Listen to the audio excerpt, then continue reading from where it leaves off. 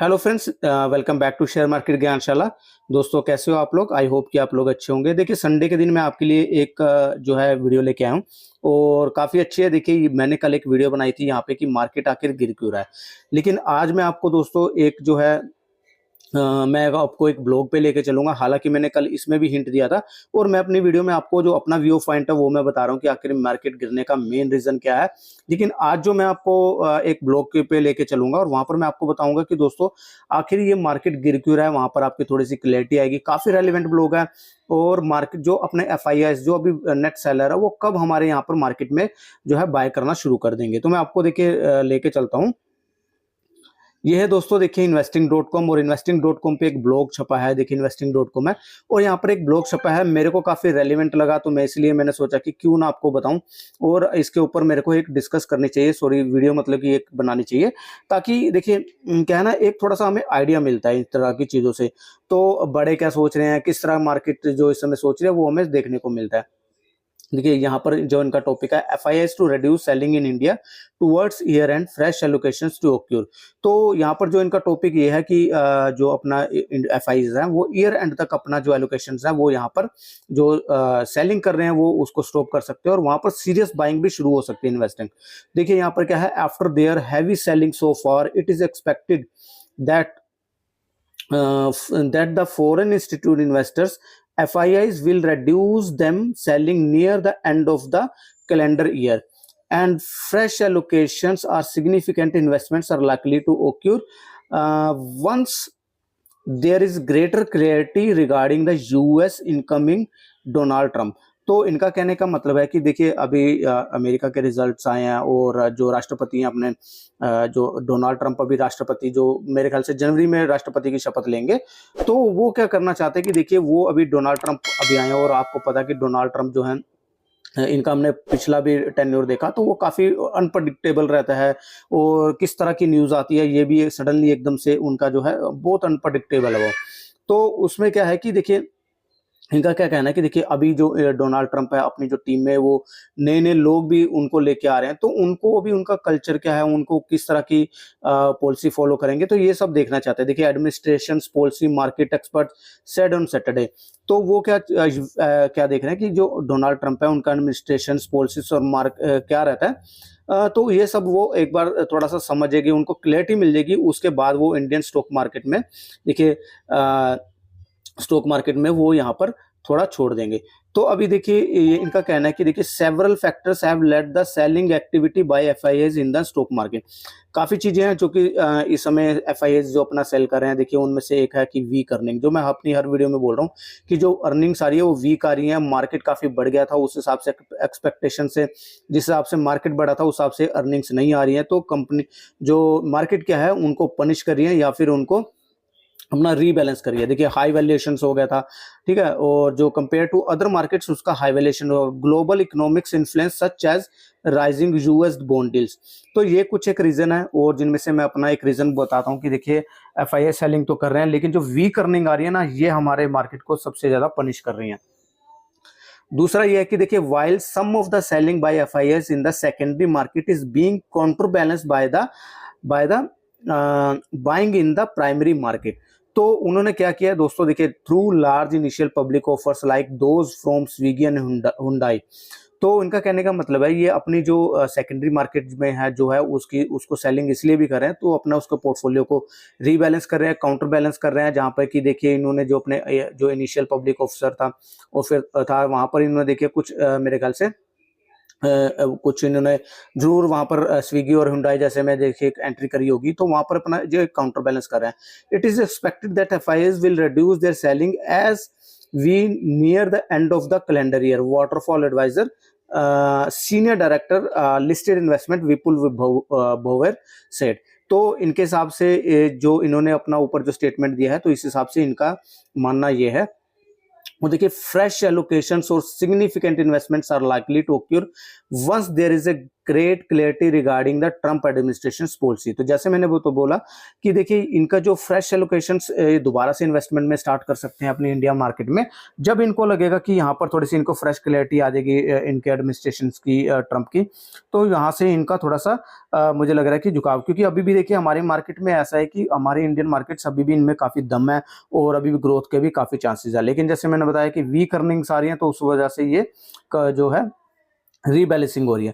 देख FPIs is this calendar year have been reducing their weightage in mature sector when growth would be closer to the nominal GDP. तो इनका वही जो कि देखिए sector जो मैच्योर हो गया, काफी भाग गया, उस हिसाब से अर्निंग नहीं आ रही उनकी कंपनी की, तो वहां पर वो अपनी सेलिंग कर रहे हैं और वहां से अपने इसको रीबैलेंस कर रहे हैं। तो इसमें देखिए अभी वो क्या कर रहे हैं कि वो कैपिटल देखिए क्या है, would be closer to our nominal GDP and allocating capital to high growth business. तो ये जो हाई ग्रोथ बिजनेस है उनके अंदर अपनी जो है एलोकेशन करेंगे और वहां पर कर भी रहे होंगे थोड़ा बहुत। देखिए फॉर एग्जाम्पल्स भी दिए, जैसे कि इन्होंने फाइनेंस सेक्टर हो गए। देखिए FPIs have been increasing allocations in capital market themes like asset management, जैसे कि मैंने बताया asset management, SDFC मैनेजमेंट हो गया, एंजल वन हो गया, तो देखिए exchanges and the health care. तो ये ऐसे सेक्टर्स के अंदर जो है अपनी इन्वेस्टमेंट कर रहे हैं, ये ऐसे सेक्टर पे फोकस कर रहे हैं, क्योंकि देखिए हमारे जहाँ, जैसे कि मैं बताता हूँ कि देखिए अपनी वीडियोस में बोलता हूँ कि अभी हमारे यहाँ पर बहुत ही ज़्यादा पेनिट्रेशन जो इस मार्केट में काफ़ी कम है। हम लोग अभी भी देखेंगे 3 से 4% ऑफ पॉपुलेशन सिर्फ इन्वेस्ट करता है, लेकिन आने वाले टाइम में जब ये ग्रो करेगा तो ये कंपनीज भी ग्रो करेंगी। तो इसलिए जो हाई ग्रोथ इसको एक सेक्टर है जो जिस पे भी यहाँ पर देखिए ये लोग बेट कर रहे हैं। तो इससे क्या आइडिया होता है कि हमें भी इन ऐसे सेक्टर्स के अंदर फोकस करना है। देखिए FPIs turn net seller in the October withdrawing 11.5 billion in equity, debt and hybrid categories compared to inflow of the 11.2 billion in September। देखिए सितंबर में 11.2 बिलियन हुआ था, लेकिन अक्टूबर में इन्होंने 11.5 बिलियन की इक्विटी, डेट और हाइब्रिड कैटेगरी में ऑलरेडी ये नेट सेलर रहे हैं। The equity market saw a record high net outflow of 11.2 billion, whereas an inflow of 6.9 billion in the previous month। Previous month में 6.9 बिलियन का इनका जो इनफ्लो था और आउटफ्लो 11.2 बिलियन का जो रिकॉर्ड हाई है। ठीक है। In response to the rise in the Chinese equity following the announcement of the aggressive fiscal stimulus measures, according to the latest CRISIL report. तो इनका जो देखिए क्रिजाइल की अभी एक रिपोर्ट आई थी जहां पर वो बोल रहे थे कि मे बी चाइनीज वहां पर देखिए कुछ अपने वहां पर उनकी जो मार्केट है वहां पर उनको स्टिमुलस वगैरह जो पैकेज है वो लेके आ रहा है। तो इससे लग रहा था कि देखिए चाइनीज वहां पर जो मार्केट कंपनीज है वहां पर इक्विटीज मार्केट है, तो वहां पर वो आउटफ्लो कर सकता है, वहां पर वो जो है आउट परफॉर्म कर सकता है। तो वहां से भी ये भी मानना है कि देखिए यहाँ से इंडियन मार्केट से लेके ये कुछ पैसा वहां पर चाइनीज मार्केट में भी जो है लगा है। तो ये भी एक वन ऑफ द रीजन है। देखिए domestic financial condition in India are in the comfort zone despite the FIIs outflow.